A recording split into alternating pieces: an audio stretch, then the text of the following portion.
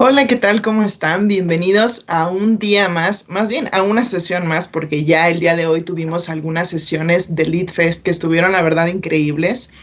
Y pues ya vamos a concluir este día, la verdad, con uno de nuestros contenidos estelares de este Lead Fest, que es un festival digital creado por Expolighting América para celebrar la cultura de la iluminación en México. Y bueno, como les mencioné, el día de hoy tenemos esta sesión de Cineplex, que es un showcase para proyectos fílmicos nacionales e internacionales.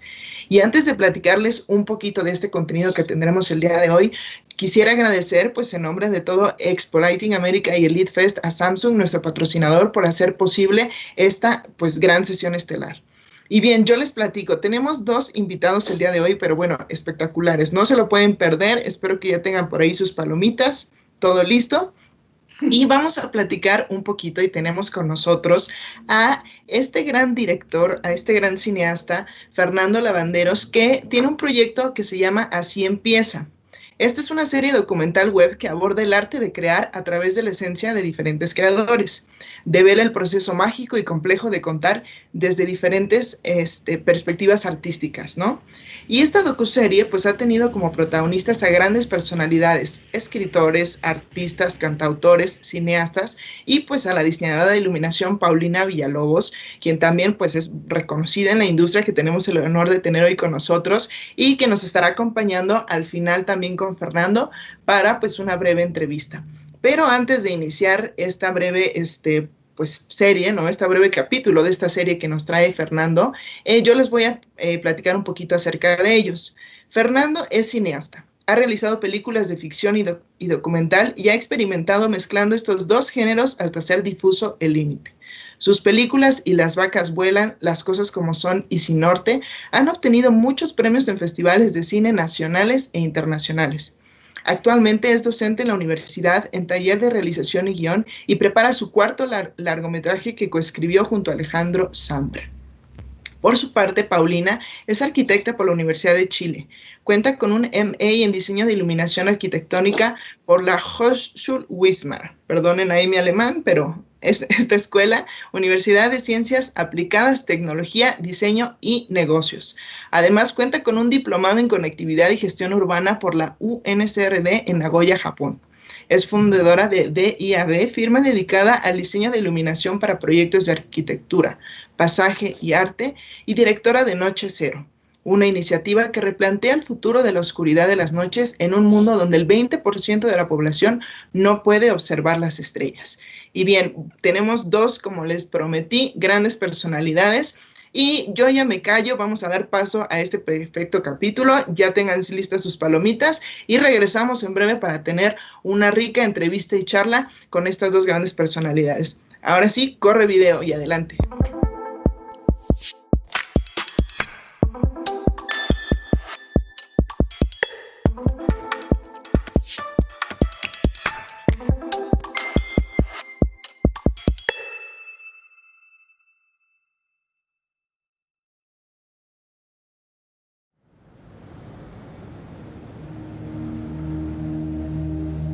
El ciclo de la naturaleza son 24 horas. El ciclo de luz incluye en estas 24 horas la mitad de oscuridad o luz nocturna. La luz nocturna es la luz de la noche. La mitad de nuestro ciclo natural, sano, amable con la naturaleza, tiene que incluir la luz del sol y la luz de las estrellas.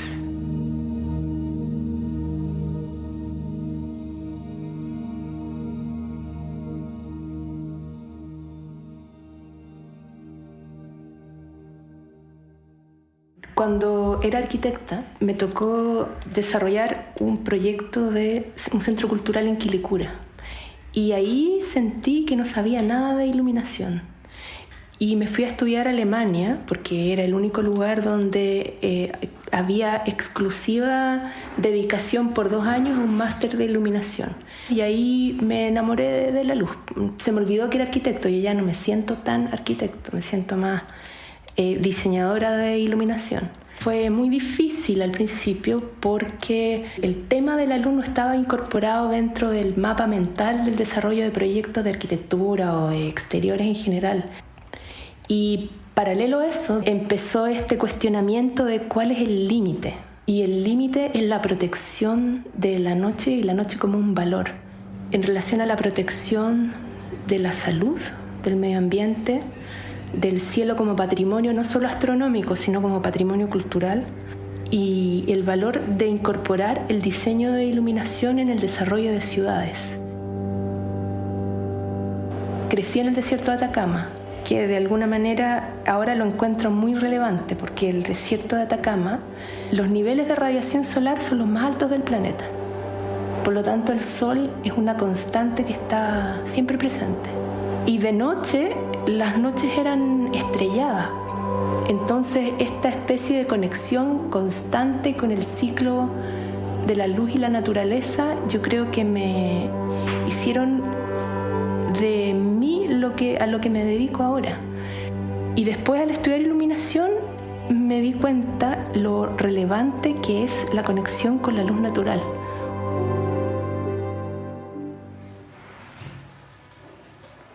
Acá está la laguna.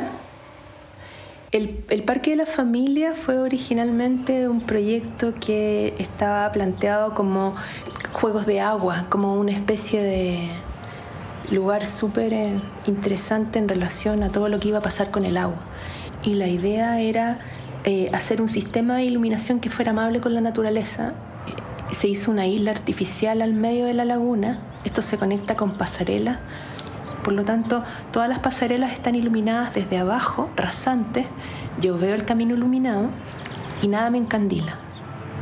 Hicimos luz proyectando agua y para recordar de noche que este es un parque fluvial. La salud urbana, en términos de luz, podríamos decir que tiene que ver con, primero, iluminar solo donde se necesita, cuando se necesita, y lo que se necesita. En el fondo, yo veo las superficies iluminadas. La luz yo no la veo. Esa es una cosa bien interesante en relación a la luz. La luz no se ve. Lo que yo veo es la manifestación de la luz en las superficies. Entonces, si yo emito luz hacia donde no hay superficie, es 100% derroche y es contaminación. Por lo tanto, toda la luz que se dirige al cielo o hacia donde no hay superficie es un derroche 100%. Y lo otro es que es pésimo para la naturaleza. O sea, el 60% de los invertebrados son nocturnos y los invertebrados son los insectos, que es la base de la cadena alimenticia. Y de alguna manera lo estamos como invadiendo el hábitat. De hecho, casi todas las especies nocturnas están en peligro de extinción.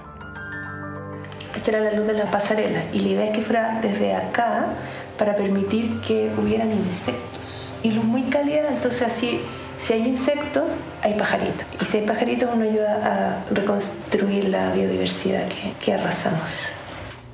Y cada vez se sobreilumina con este súper argumento, que es un excelente argumento de venta, que es el miedo. Por otro lado, está el tema del encandilamiento. Si yo puedo ver con mis ojos la fuente de luz, significa que mi ojo se va a regular al punto más brillante, que es ver directamente la fuente, y todo lo más yo lo voy a ver muy oscuro.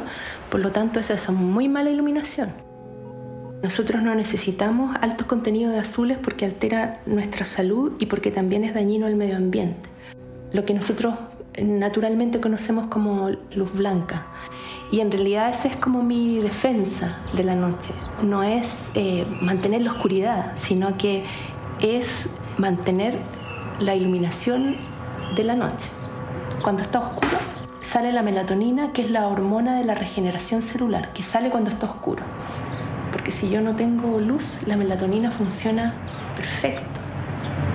Este tema de la luz es relevante no solo por el desarrollo de la belleza, sino que también para tener una vida sana. La luz de los espacios públicos debería garantizar la salud pública. Y en términos de creativos, lo que más me apasiona a mí ahora es investigar el color en relación a las emociones, porque existen muchos estudios del color, pero como pigmento. Por lo tanto, es algo muy interesante saber qué es lo que pasa ahora no con el pigmento, sino qué pasa con la luz. Si yo ilumino algo, por ejemplo, con un color que no tenga naranja, no lo voy a ver. Tiene que existir ese color o esa frecuencia para yo poder ver la superficie del color que realmente es. Entonces acá puedo ver cómo cambian las superficies dependiendo del color con que las ilumine. Si no emito luz verde, esto se ve café. Acá estoy solo emitiendo luz roja, por lo tanto los rojos se ven bien. Acá va a cambiar azul y el rojo desaparece. Yo creo firmemente que las decisiones artísticas están motivadas por un instinto. Y en mi vida de lighting designer, que han sido como 15 años, distintos descubrimientos científicos han validado estas tincadas. Y es súper importante la ciencia, además, porque permite trabajar con nuevas herramientas. Entonces, es súper interesante la ciencia cuando se empieza a mezclar con otras áreas. Entonces yo creo que no es que sea una pura cosa, yo creo que la multidisciplina es la clave para desarrollar proyectos creativos. Entonces en relación a eso, la ciencia es súper importante como fuente de inspiración y fuente de conocimiento para estar a la vanguardia. La oscuridad es como la tela del pintor. Si no hay oscuridad, yo no puedo apreciar la luz. Es de donde uno parte, es como la hoja en blanco. Si tú quieres escribir, necesitas una hoja en blanco. Y ahí empieza. Si yo quiero iluminar, necesito oscuridad.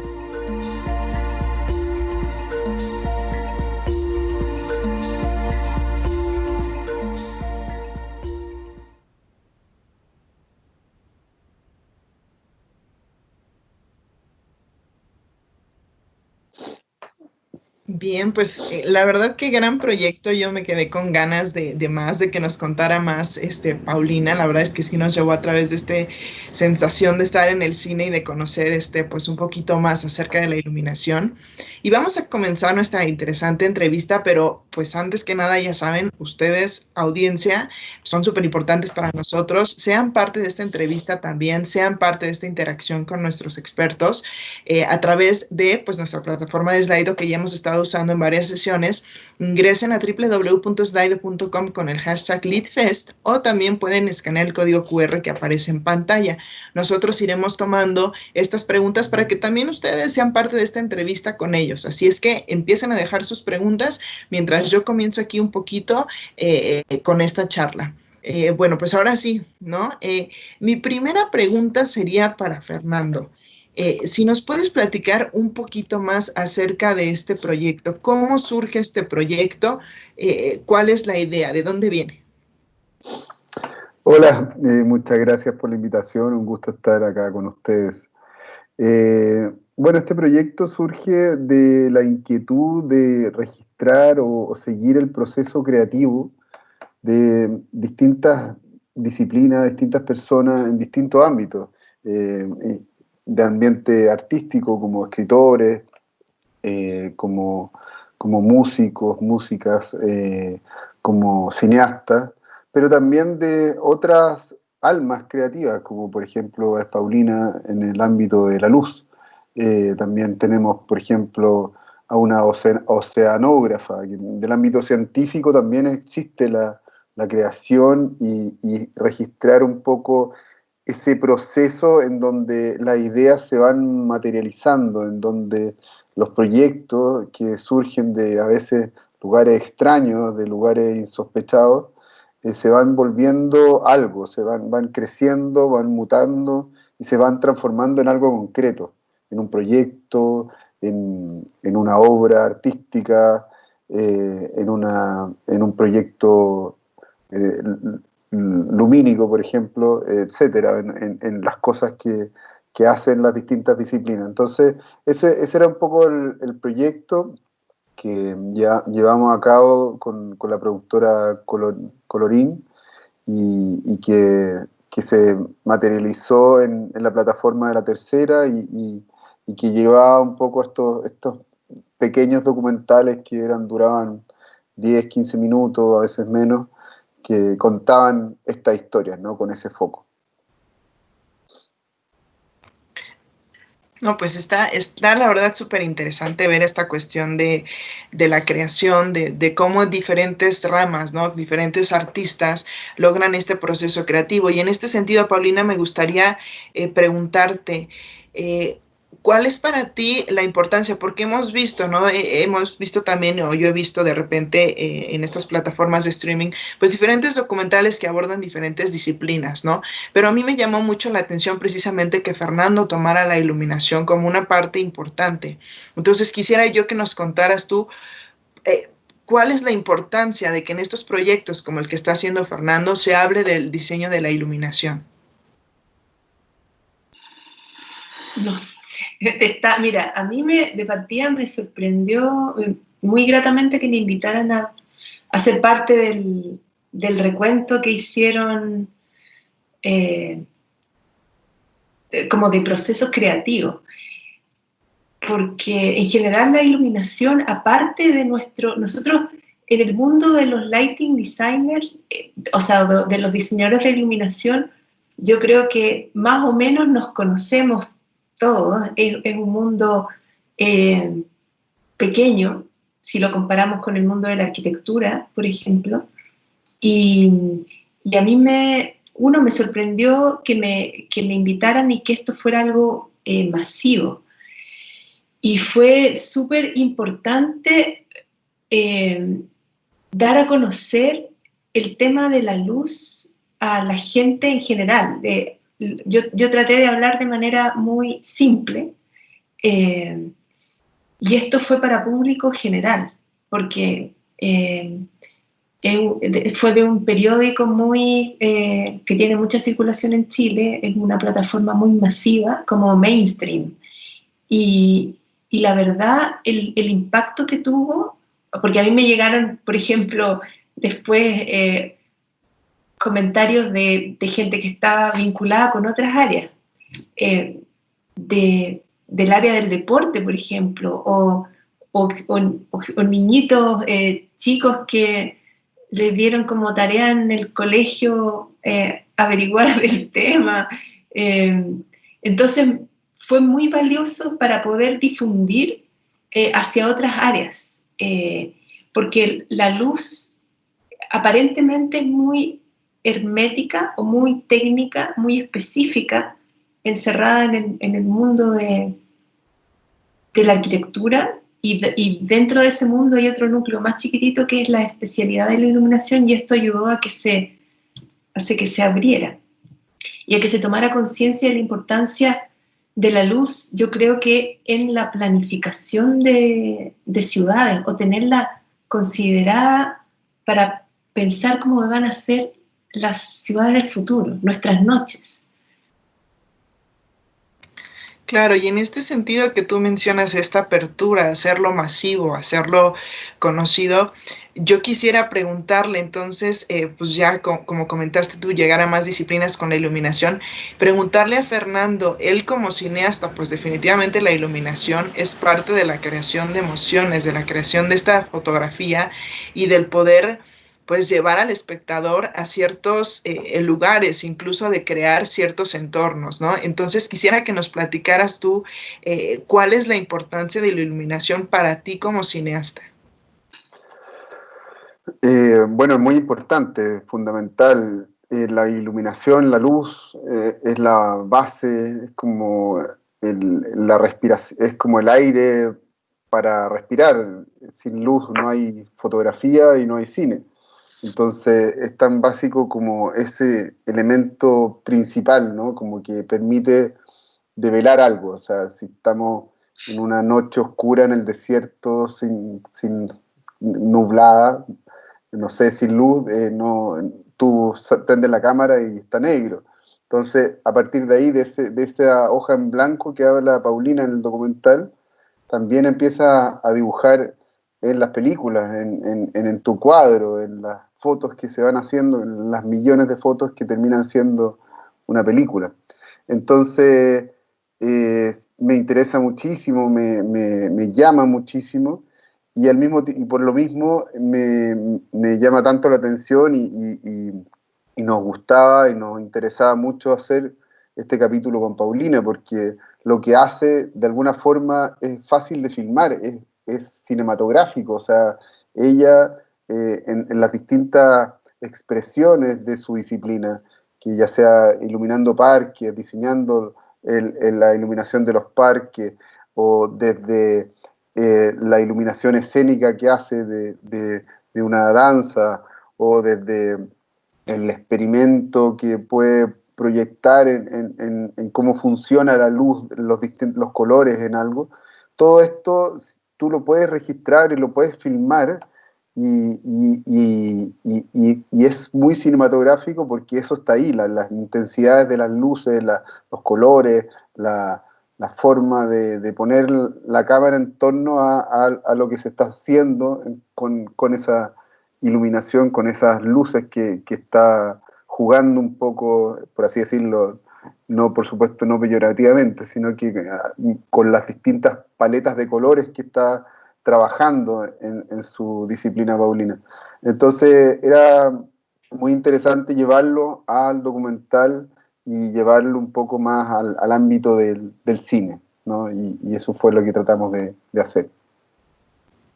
Y en este aspecto, pues creativo de ambos, a mí me gustaría que nos platicaran los dos, y esta es una pregunta para los dos, ¿cómo ustedes detonan un proceso creativo cuando hacen sus proyectos? ¿Cuál es como esta raíz y un detonante que digan, ahora sí ya, me explotó la idea, tengo que hacer esto y este es mi proceso creativo para lograr el resultado? Quisiera que me platicaran un poquito los dos cómo es, ¿no? Cada uno, para cada uno. Fernando primero. Yo te iba a decir Paulina primero. Bueno, ya yo parto, ya que me dijo Paulina, yo obedezco. Eh, el proceso creativo es muy interesante. Yo, de alguna forma, claro, uno siempre a veces observa cómo ha sido su proceso creativo, pero es distinto ver cómo ha sido el proceso creativo de otras disciplinas, de otras personas, ¿cierto? Y con esta serie pude como ver muchos procesos creativos distintos de distintas disciplinas, y era muy interesante las distintas formas que adquiere y las distintas como inspiraciones, distintas obsesiones, personas, artistas, no sé, Alejandro Zambra, escritor muy reconocido en Chile, que actualmente vive en México, de hecho, eh, dice que no existe él no cree en la inspiración, pero sí cree en las obsesiones, que las obsesiones son lo que te llevan a seguir insistiendo en algo, insistir en eso que tú crees que hay algo, que hay hay un convencimiento, hay una razón de ser, hay una cosa que te interesa mucho y que quieres seguir insistiendo para que siga formándose esta cosa. En mi caso, yo he llegado a las cosas que he hecho por muchos caminos también distintos. A veces tiene que ver con una imagen que se te aparece en, no sé, pues viajando en un tren o encima de un autobús, o a veces tiene que ver con una conversación que se te dispara una idea que es súper interesante, o ves la noticia en un periódico. Pero en base a eso, ¿qué pasa? También me pasa lo mismo. Es como la medida que tú insistas en el tema, es cuando realmente empieza a salir algo, porque si efectivamente tú anotas una ideita en el cuaderno y queda ahí y no la revisas después, da lo mismo, podría haber no existido y no se va a transformar en nada. Todo existe en la medida que se vaya trabajando, digamos, y se vaya como rebotando frente a otros intereses y a otras impresiones acerca de eso. Claro. Paulina, te toca. Me toca. Oye, mira, yo creo que el proceso creativo es un método. porque de alguna manera yo estoy entrenada en la arquitectura, y la arquitectura bueno, aquí en Chile son 6 años de entrenamiento para abordar un proceso de diseño. Y después, de alguna manera, seguí entrenándome en estas otras, ya estudié 2 años en Alemania y después en Suecia, en la KTH, que me voy a centrar en la cámara, perdón. Y el proceso creativo, o el proceso de diseño, era muy similar en estos distintos lados donde yo estudié. Y de alguna manera, primero, yo creo que uno tiene una vocación y ciertos talentos, y te definen, bueno, yo hablo que es importante para mí haber crecido en Atacama, porque yo tengo ciertas vivencias, o cierta base, o cierto background que es solo mío. De esa manera, si yo aplico ¿cómo se llama? Mi carga personal, siempre va a ser única e irrepetible, porque mi contexto es único e irrepetible, y yo soy un ser exótico en cualquier lugar donde vaya, porque hay muy poca gente que creció en ese contexto. Después viene el proceso de diseño, y en ese proceso uno, por ejemplo, el diseño, a diferencia del arte, tiene que dar una respuesta a una necesidad, que es el desarrollo de un proyecto para resolver un problema, o para generar algo, construir algo. En ese sentido, la primera parte me quedé pegada, pero es de análisis, y uno analiza todas las variables del contexto. Las variables del contexto implican todas las variables funcionales, lo que se necesita, las dimensiones, el contexto histórico, la cultura del lugar, si hay historias relacionadas, desde el clima hasta sensaciones, saber qué piensa la gente, etc. Entonces son muchas cosas que se analizan, y después viene otra etapa que sería analizar si hay cosas similares en otras partes del mundo, cómo lo han resuelto. Entonces ahí uno tiene una especie de catálogo y de inspiraciones, y con toda esa información recién viene la respuesta. Y la respuesta, ahí aparecen también cuáles son los sueños que uno tiene, que se imagina que podría ser, y que pueden ser, ahí sería como la inspiración, libres. No necesariamente, por ejemplo, si estoy resolviendo un parque, no necesariamente me tengo que inspirar en otros parques, me puedo inspirar en un acuario, en una experiencia diferente, no sé, de haber experimentado estar en el agua buceando, por ejemplo, o de una película, o de otras imágenes, y todo eso pasa a ser otra parte de este proceso de diseño. Y de ahí viene la solución. Y la solución, en general, es única y irrepetible, porque es para un contexto específico, y en ese sentido, sí, el diseño te ayuda a dar la mejor respuesta, y si uno la ve desde afuera, por ejemplo, si hay cierto contexto en Chile que es especial, si yo estoy en México puedo decir, oh, pero qué curioso, qué exótico que es eso, pero desde acá esa solución es más o menos obvia.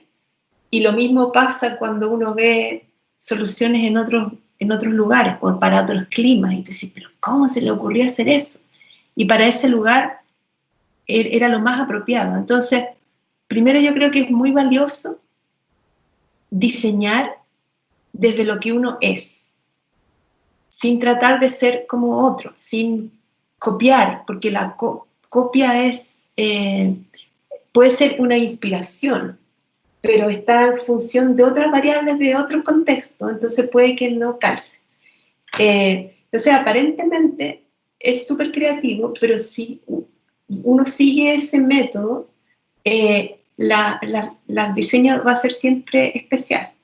Ahora, eso es en relación al diseño de iluminación.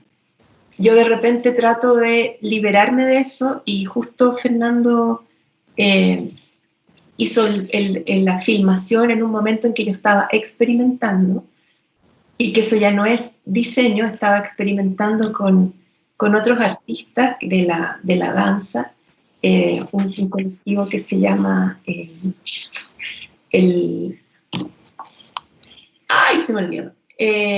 Pero ellos estaban experimentando y me dejaron experimentar también. De ahí ya es un tema absolutamente autorreferente. Es que, ¿qué es lo que yo quiero experimentar? Y experimento sola, sin necesitar de responder una pregunta o responder a una función. Y en ese sentido es súper atractivo el proceso creativo, porque está libre de a lo que yo estaba acostumbrada, que es a dar respuesta a un problema. Pero cuando uno se libera del diseño y empieza a trabajar con arte, ahí puede, ¿cómo se llama?, desatar tus obsesiones, que es lo que decía Fernando, que decía Sandra. Y en este sentido tú mencionas, ¿no?, que tienes muchos inputs, ¿no?, del contexto, pero ahorita el contexto, pues en el mundo es uno, ¿no?, y es general, ¿no?, lamentablemente, pues esta pandemia y todo. Y aquí hay una pregunta de la audiencia, pues a lo mejor no estamos recibiendo todos estos inputs, o de dónde los estamos recibiendo, ¿no? Y en este sentido preguntan si consideran que esta situación que vivimos actualmente ha afectado su proceso creativo, o al contrario, ha sido un detonante para crear más. ¿Qué me pueden decir, Fernando? Sí, bueno, las dos cosas.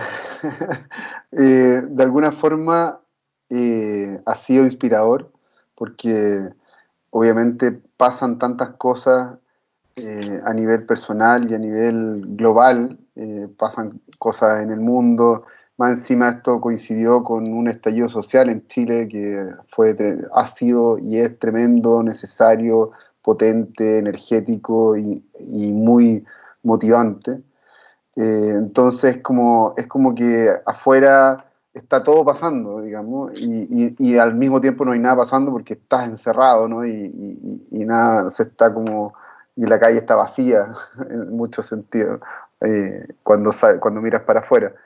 Entonces sí ha sido inspirador en ese sentido y lo he aprovechado mucho escribiendo, y escribiendo no solamente guiones, sino que otras cosas que, que es un poco lo que se puede hacer, digamos, en estas situaciones. A mí me gusta mucho escribir y trabajar en los guiones y en otras disciplinas.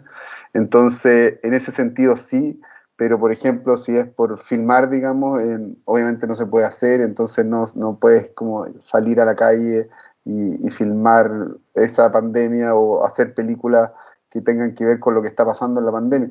A mí me pasa que yo efectivamente me gusta filmar, o sea, me gusta trabajar con la mezcla entre la ficción y el documental. Entonces cuando hago ficciones me gusta mucho como tomar locaciones reales, por ejemplo, y las cosas que efectivamente están pasando. Y en ese sentido se une con el trabajo, por ejemplo, que hace Paulina, porque cuando tú filmas y pones iluminación, trabajar en un estudio no es lo mismo que cuando estás filmando algo que ya está iluminado, ya está, es así en la vida, digamos, como que es trabajar, por ejemplo, con la luz natural, con la luz del atardecer o lo que sea. Entonces, en ese sentido es es poco inspirador, o no se puede desarrollar tanto el tema de esa disciplina de hacer películas ahora, por ejemplo, en pandemia, o salir a la calle a filmar, pero sí desarrollar esas otras disciplinas que pueden tener, así como, por cada uno puede tener como distintas formas de expresar ese proceso creativo. En este caso yo creo que es el tiempo un poco para sentarse, encerrarse y poder como desarrollar todas esas ideas y poder trabajar lo que se pueda trabajar, entre cuatro paredes, un poco. Claro. Y Paulina, ¿tú qué dices? ¿Se detona tu proceso creativo o está así como Sí, amarrado? Cuéntame. ha sido interesante. Bueno, ahora que lo veo en perspectiva, porque ya salimos del encierro que estuvimos acá en Santiago 5 meses en cuarentena estricta, en invierno, era invierno, estaba oscuro, encerrado, sin ver a nadie, era todo así. Pero ahora que empezó la primavera y sol, los días son más largos y podemos salir, lo veo en perspectiva y ha sido interesante. Las cosas, lo más interesante de este, como un largo domingo, es que te obliga a hacer una pausa. Entonces, esa pausa ayuda a que se decanten ciertas ideas, que uno priorice otras cosas. A mí me ha pasado que de alguna manera me estructuró a pensar que se pueden hacer las cosas de otra manera. Y en ese sentido ha sido creativo. Y en relación a temas específicos de la luz, me di cuenta lo importante que es la luz natural y la calidad de la luz natural para incorporarla en interiores de manera seria. Y ahí voy a tocar la ciencia, porque de alguna manera hay estudios que te dicen lo importante que es el UV, lo importante que es el infrarrojo, lo importante que es el contenido de azules, que es muy malo de noche, pero es muy importante de día. Y en este sentido, por ejemplo, la iluminación de interiores ha sido, en reproducción cromática, más o menos egoísta si la comparamos con las frecuencias y colores que emite el sol. Y a mí me sorprendió lo mucho que yo necesitaba al estar encerrada en invierno sin poder salir, la luz completa. Y a partir de eso yo creo que se pueden desarrollar cosas interesantes. Entonces, eso da para un tema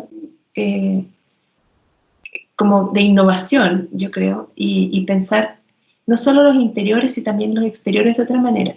Y en otro tema del proceso creativo,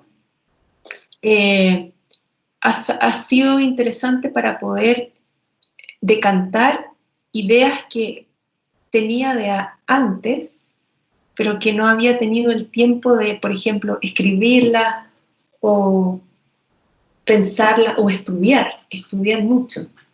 Porque con toda esta disponibilidad de webinar, cosas online, que antes uno las tenía, o sea, yo las tenía organizadas para ir presencial, y si no iba presencial me las perdía. En cambio ahora el acceso a las cosas internacionales, charlas de lo que sea, de neurociencia, de tecnologías específicas, de iluminación, de la protección de la noche, etcétera, todos esos temas, ahora uno puede ir y estar escuchando a los más bacanes sin necesidad de viajar. Entonces ha sido un periodo súper valioso para aprender.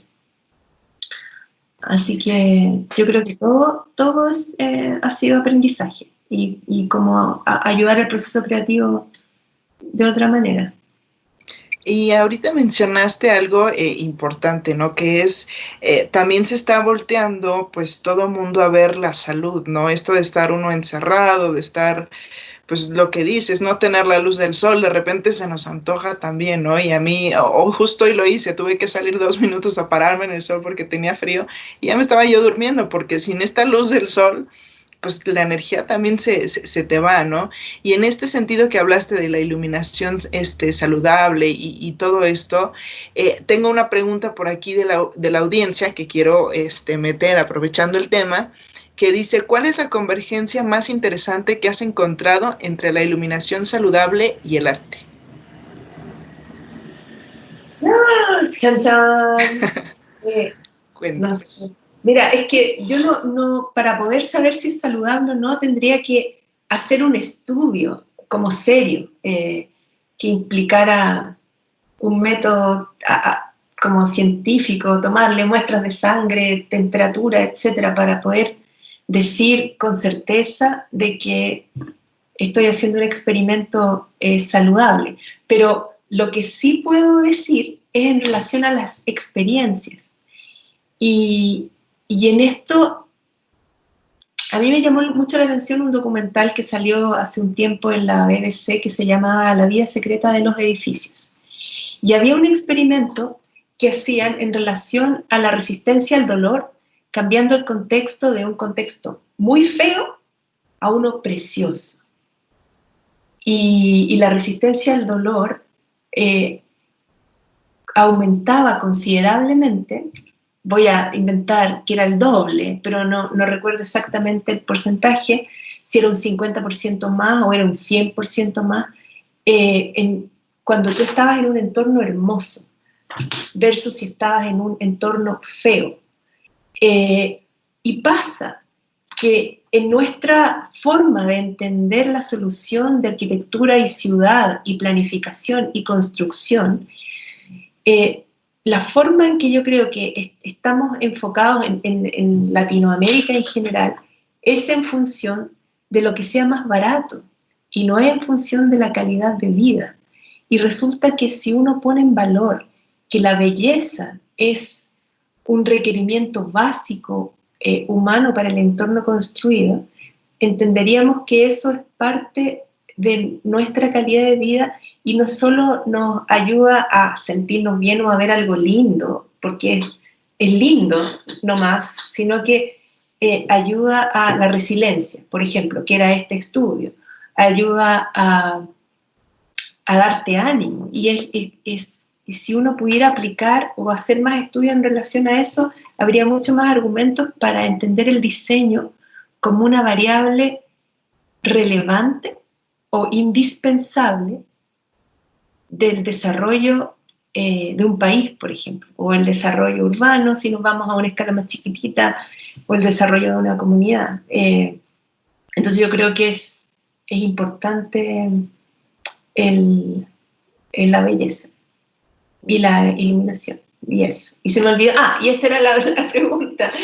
¿Cuál es? Que yo creo que es el experimento. Es que, por ejemplo, yo una vez hice una instalación con una artista que se llama Magdalena Ruiz Tagle, que ella desarrolló una forma muy creativa, y yo tenía una idea guardada que era hacer atardeceres, que lo traté de hacer una vez en Singapur y no me resultó, y de aquí era perfecto el momento. Y normalmente yo armo secuencias de 2 minutos cuando hago cambios de colores y eso. Y esta vez hice una secuencia de 7 minutos, pensando en que nadie iba a quedarse más de 2 minutos mirando unos planos que iban cambiando de colores a través de la luz, y había gente que se quedaba 30 a 40 minutos así, contemplando. Entonces, primero eso le tiene que haber provocado algo, y esa emoción también está relacionada con que te haga recordar algo o te conecte con algún pensamiento, y yo creo que eso indirectamente puede ser saludable, por lo menos mentalmente, pero no sé en estricto rigor cómo medirlo, así como estos investigadores de este documental que te dije realmente lo medían la resistencia al dolor con un método científico, sometiendo así voluntariamente al sufrimiento a sus conejillos de India, pero sí, yo creo que en relación a eso, la belleza es o generar espacios de belleza, y en estas cosas donde la gente se queda pegada mirando, ha sido mi conclusión mayor, mi vinculación mayor. ¿Puedo meter un poco la cuchara? Adelante, sí. Sí, por supuesto. Después Paulina me corregirá absolutamente. Yo no soy Nada, no tengo idea de iluminación técnicamente ni ningún aspecto, pero mi impresión haciendo el capítulo, y algo que yo le comentaba a Paulina, y yo sé que un poco cuando le dicen como cuáles son las consecuencias, por ejemplo, a la salud que trae tal diseño, por ejemplo, ella tiene que hacerse cargo de lo que dice, entonces de alguna forma expresa que tiene que hacer mediciones, por ejemplo, y otro tipo de cosas. Pero para mí hay una cosa que yo la pongo así bastante simple y básica, que a mí siempre me ha un poco molestado la iluminación artificial más fría, más azul, ¿ya? Tienes, no sé, la luz cálida en temperatura de color, luz cálida, la más cálida es como el fuego, la vela, y de ahí va subiendo en temperatura y llega a ser una luz mucho más azul o más fría que a veces dan algunos LED y ahí también Paulina puede decir más claramente qué tipo de luz es.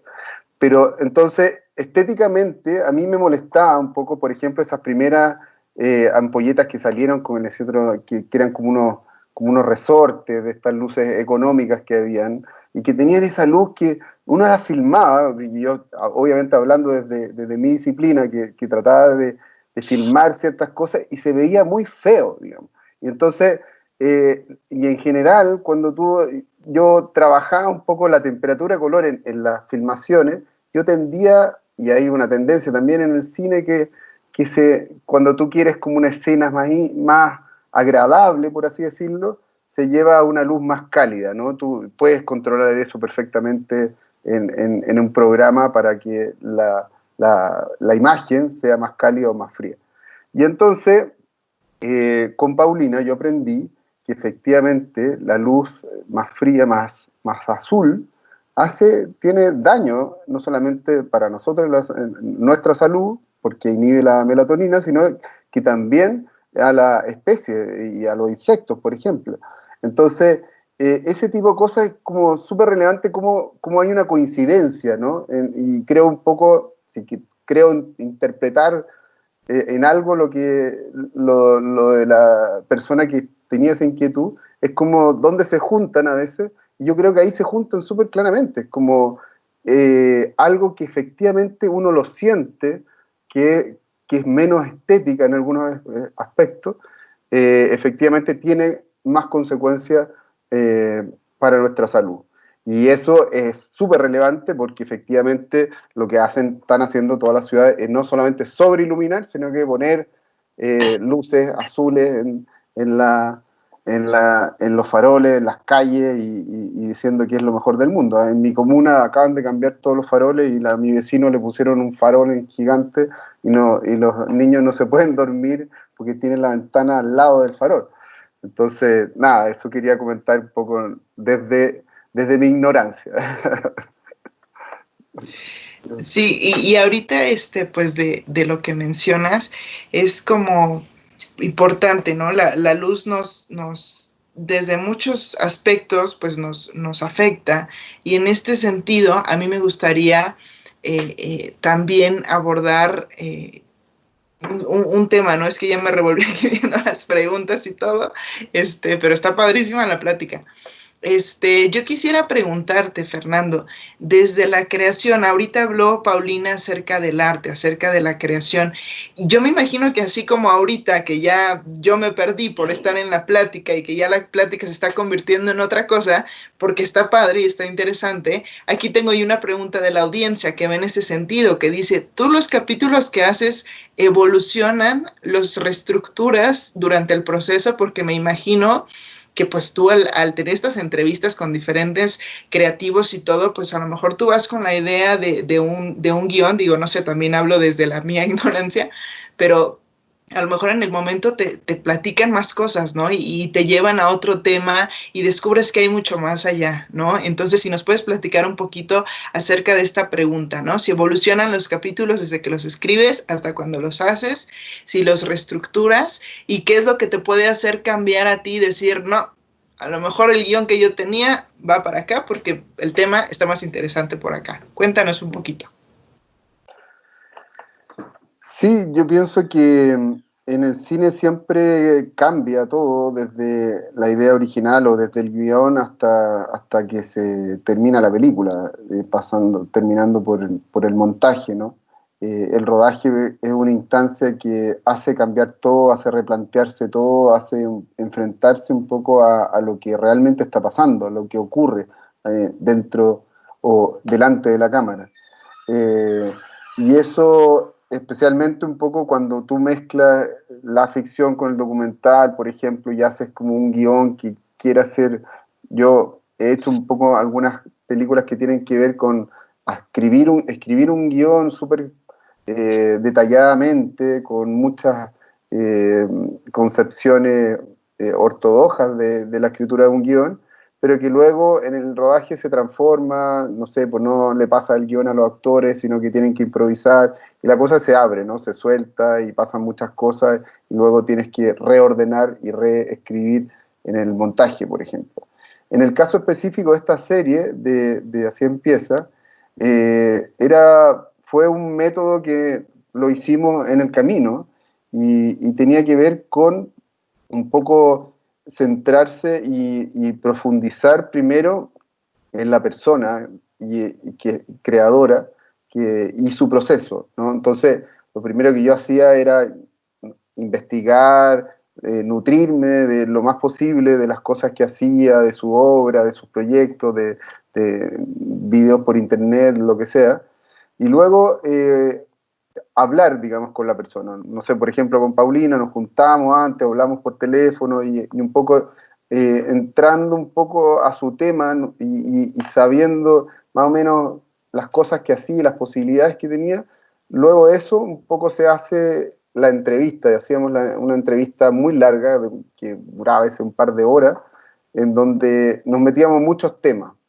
Y a partir de ahí se hacía este guión, que claro, había un pre-guión antes, pero que también se iba adaptando por las cosas que iban saliendo en el contenido. Entonces era totalmente, un poco yendo a la pregunta, se iba adaptando siempre, o sea, hasta el final, hasta el montaje. Uno tiene una idea, un pre-guión en la cabeza, pero eso el papel aguanta todo, o la pantalla en el Word aguanta todo, pero eso no es lo que se filma. Lo que se filma es otra cosa, lo que ocurre en las imágenes son otras cosas, y eso efectivamente lo da después el montaje. Y ahí, por ejemplo, nuestro montajista Rodrigo Saquel hizo un trabajo increíble luego de empezar a reestructurar todo esto para llevarlo a condensar a 10 minutos o a 15 minutos, que era lo que duraban los capítulos. Entonces había que sacar un poco y construir un relato con todo este material que había, de muchas imágenes distintas, de muchas cosas, de muchas ideas, y poder llevarlo un poco a hacer un capítulo sintético que fuera al callo, y porque no había mucho tiempo, para expresar un poco este proceso creativo que tenían las distintas personas. Claro, es una adaptación, ¿no? Y es un cambio para lograr, pues, un resultado final a partir de todo lo platicado, ¿no? Que creo, desde mi perspectiva, ahora sí que de fan y de principiante, a mí me encantó, ¿no? Personalmente ya quiero ver los otros capítulos que están por ahí. Y yo quisiera retroceder un pasito antes a las preguntas que estábamos hablando acerca de la salud y la iluminación y el pobre vecino que no puede dormir con esta cuestión, y preguntarle un poquito a Paulina, más bien que nos platique de este proyecto que ella tiene que se llama Noche Cero, que estuve leyendo un poquito y que me parece súper interesante el poder conservar las estrellas, yo lo diría así. Si nos puedes platicar un poquito más de este proyecto. Ya, mira, el proyecto Noche Cero nació hace casi 10 años y la idea era como un grito desesperado para poder generar conciencia en el ámbito de la planificación urbana, de que la iluminación exterior no puede ser solo una solución de alumbrado, sino que tiene que abordar la multidisciplina, porque desde distintos ámbitos en los que yo me movía, obviamente desde el punto de vista del diseño de iluminación, apareció el tema de este descubrimiento del tercer receptor, de que la luz azul no es sana en la noche y que afecta nuestro proceso de regeneración celular a través de la inhibición de la producción de la melatonina de noche. Este descubrimiento científico permeó el mundo de la iluminación y empezó a haber esta conciencia que ha sido muy lenta porque todavía no lo permea del todo, para resguardar nuestras noches con bajo contenido de azules. Todavía se sigue poniendo 6.000 Kelvin y lo publicitan y lo premian, que me parece una mala, ¿cómo se llama?, estrategia. Por otro lado, en el mundo de la astronomía, porque no sé, mi papá y mi hermano son astrónomos aficionados, yo tenía acceso a, no sé, telescopios cuando chiquitita y veíamos las estrellas, y si iba a las conferencias o a los seminarios de astrónomos, hablaban de cómo los afectaba el hecho de que ya no pudieran ver bien las estrellas, como la iluminación estaba contaminando, pero su conocimiento de la tecnología y de lo que era el diseño de iluminación para ámbitos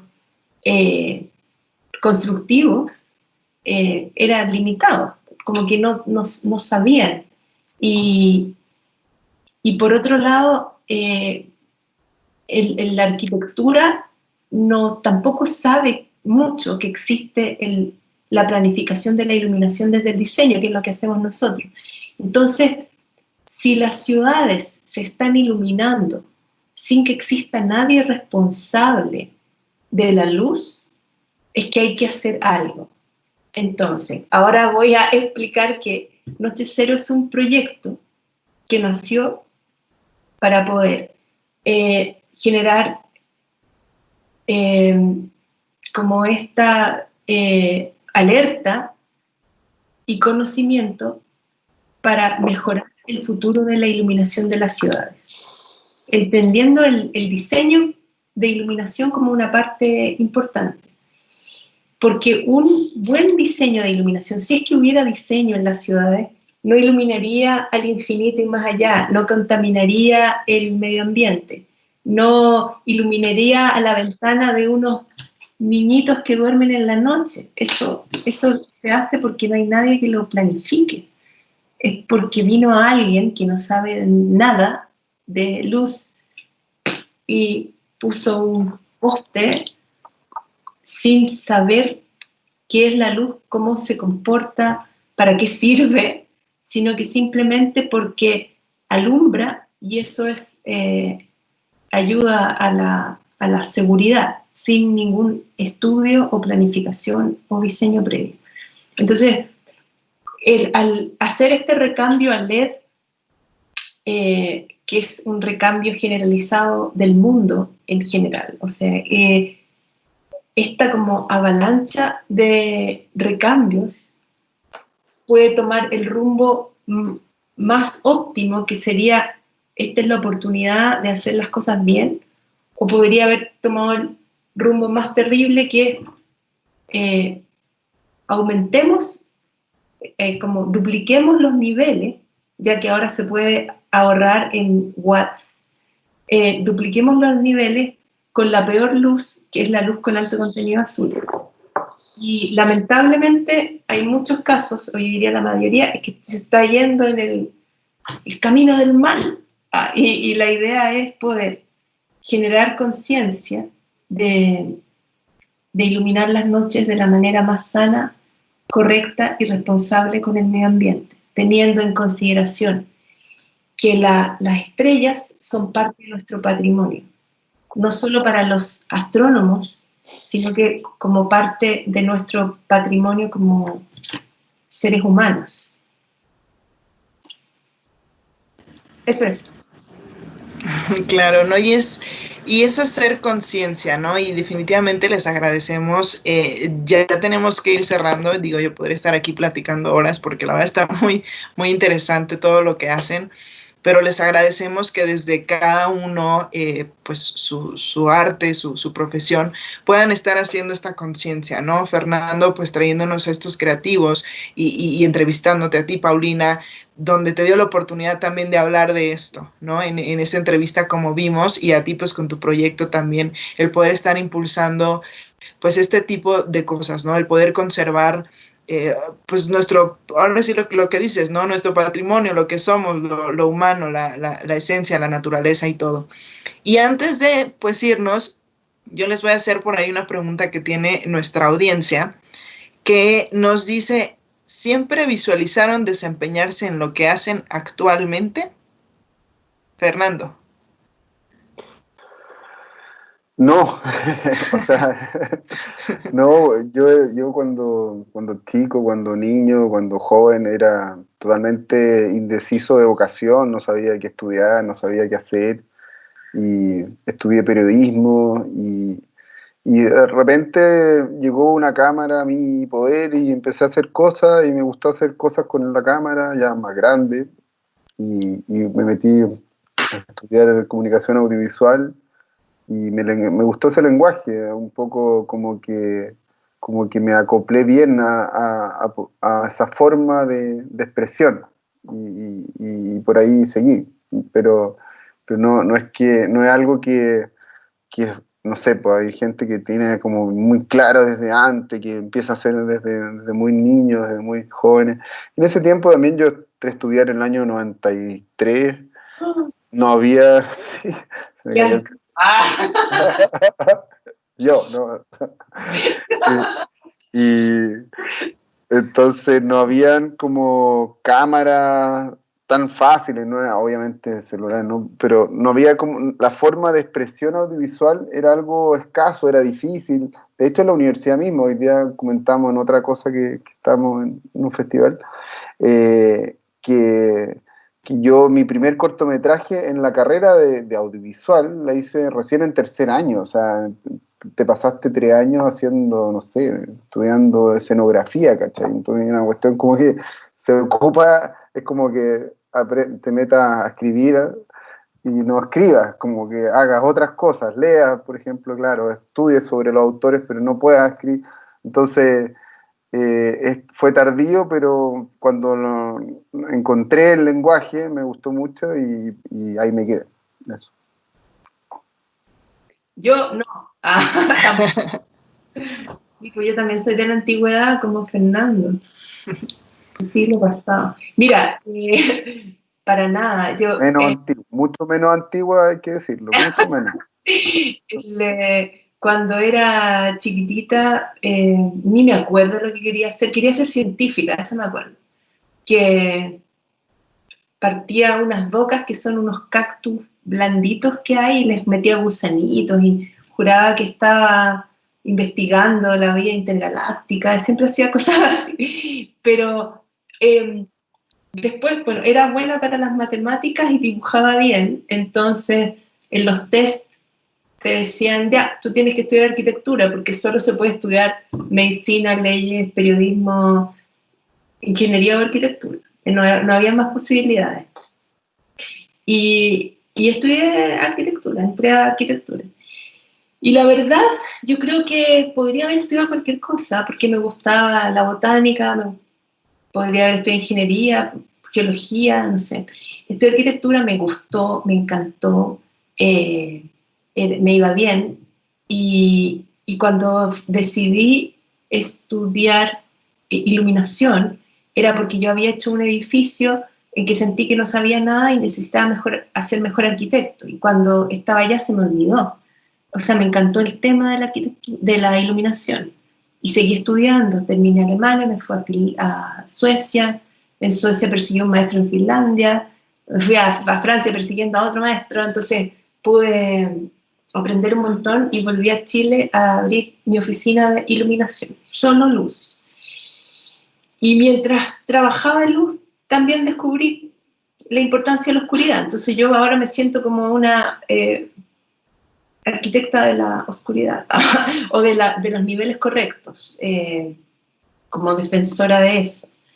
Y también el tema del arte lo siento que es lo que a mí me encantaría poder desarrollarlo más, pero es a partir de este proceso, de ir siguiendo la vocación, porque probablemente cuando chica ni siquiera existía la carrera. Cuando yo fui a estudiar a Alemania, yo fui la segunda generación. La generación anterior habían sido 5 personas. Entonces, no era como algo absolutamente nuevo.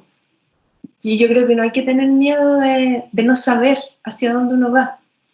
Porque si uno como que es honesto honesta con lo que vas descubriendo, vas a ir tomando nuevas rutas. Así es, hay que hacerle caso por ahí al instinto y a los impulsos de repente, ¿no? Para llegar a donde queremos. Y pues yo no le puedo hacer caso a mis instintos, tengo que yo terminar la transmisión porque tenemos un horario.